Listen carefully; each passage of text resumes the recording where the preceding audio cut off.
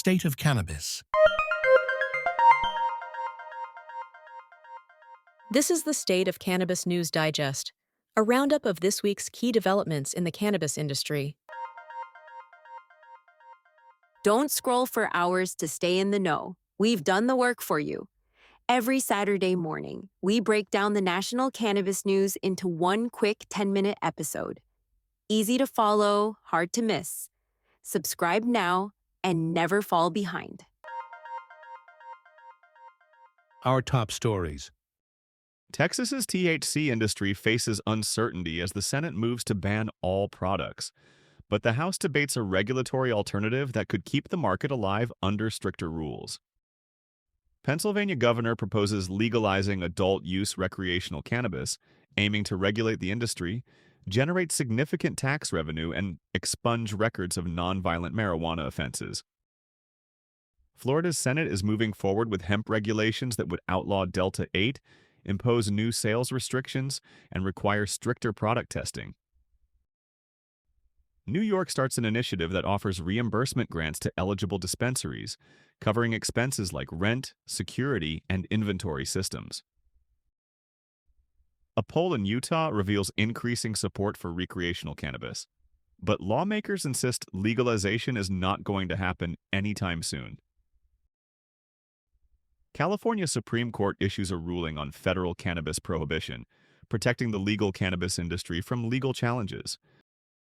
Delaware is delaying the launch of its recreational marijuana market, as it is facing delays due to the FBI's rejection of the state's fingerprinting system application for criminal background checks.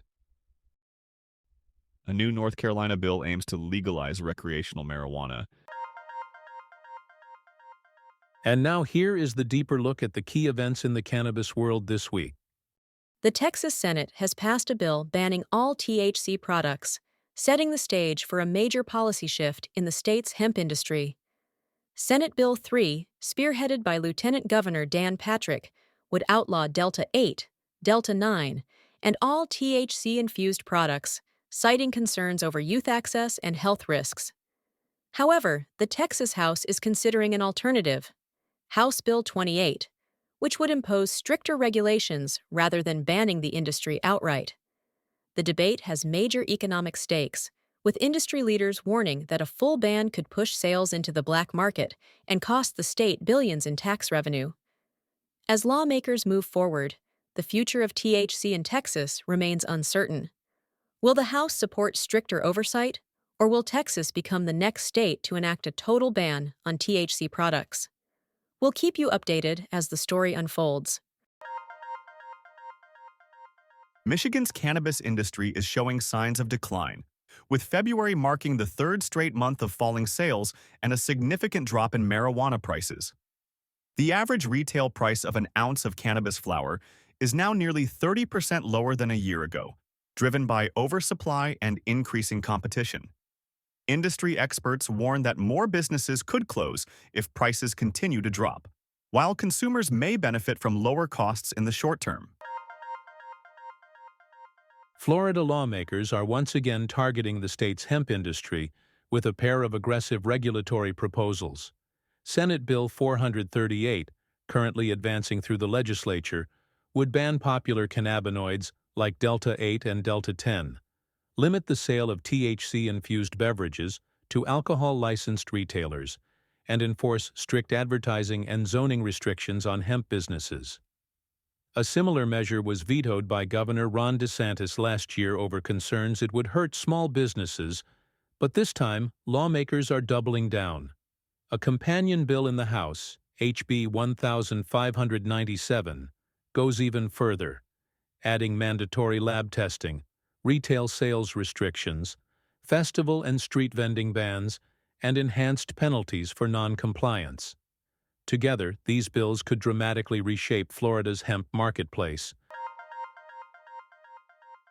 New York State's Office of Cannabis Management has launched a $5 million grant program to give a boost to the licensed cannabis dispensaries that are owned by individuals who have been directly affected by past cannabis-related convictions and have demonstrated business experience. Under the grant program, Such dispensary owners can apply for up to $30,000 in reimbursement grants to cover rent, security, and compliance costs. Applications for grants are open on a first-come, first-served basis. Pennsylvania lawmakers have passed a bill to strengthen oversight of medical marijuana products.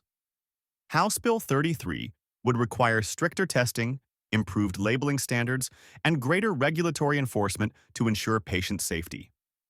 The bipartisan legislation now heads to the Senate, where supporters hope it will become law. The bill's passage comes amid increasing discussions on full cannabis legalization in Pennsylvania. And now, a word from our partners. Cannabis testing is serious business, and having the right lab setup is key. Whether you're launching a new facility or upgrading an existing one, Coffee Pot Consulting provides the expertise you need. With over 15 years' experience of owning and operating independent cannabis laboratories, they can connect you with top industry specialists. Get started today at coffeepotconsulting.com. According to a poll in Utah, 52% of resident voters support legalizing recreational cannabis, which reflects an upward shift in recent public opinion. However, strong opposition from state leaders and conservative religious groups could block any legislative effort. Advocates believe frustration with Utah's strict medical cannabis program may push voters toward full legalization. Whether the issue makes it to the ballot remains uncertain. Subscribe to our weekly reports to stay updated.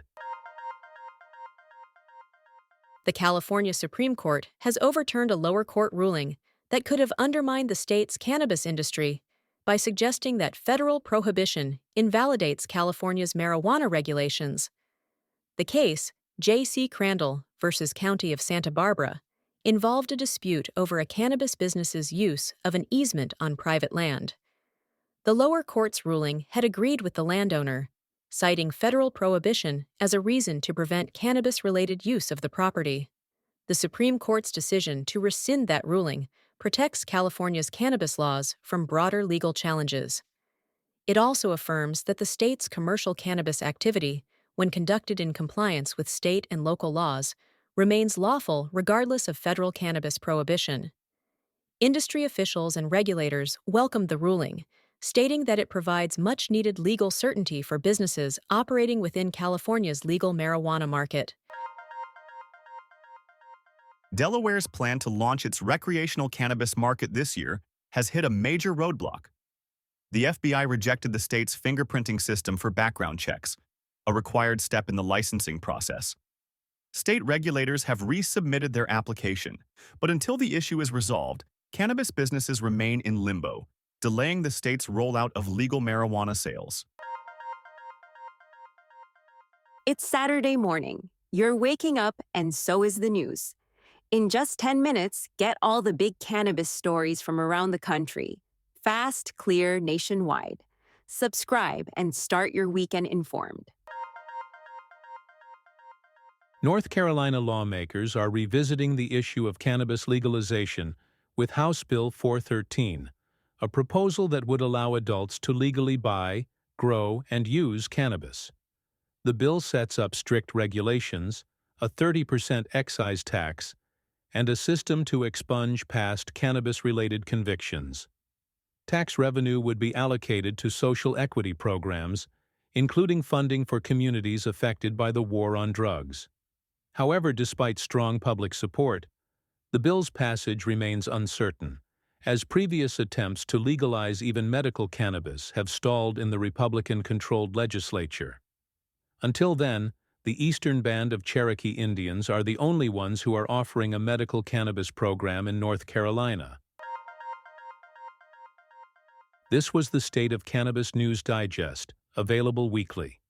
You can listen to us on all main podcast platforms. To make sure you don't miss out on the latest updates and in-depth analysis of the cannabis industry, be sure to subscribe. By subscribing, you'll get notifications for each new episode, helping you stay informed and ahead in the ever-evolving cannabis market. Join us next Saturday for more insights. Until then, keep thriving and stay green.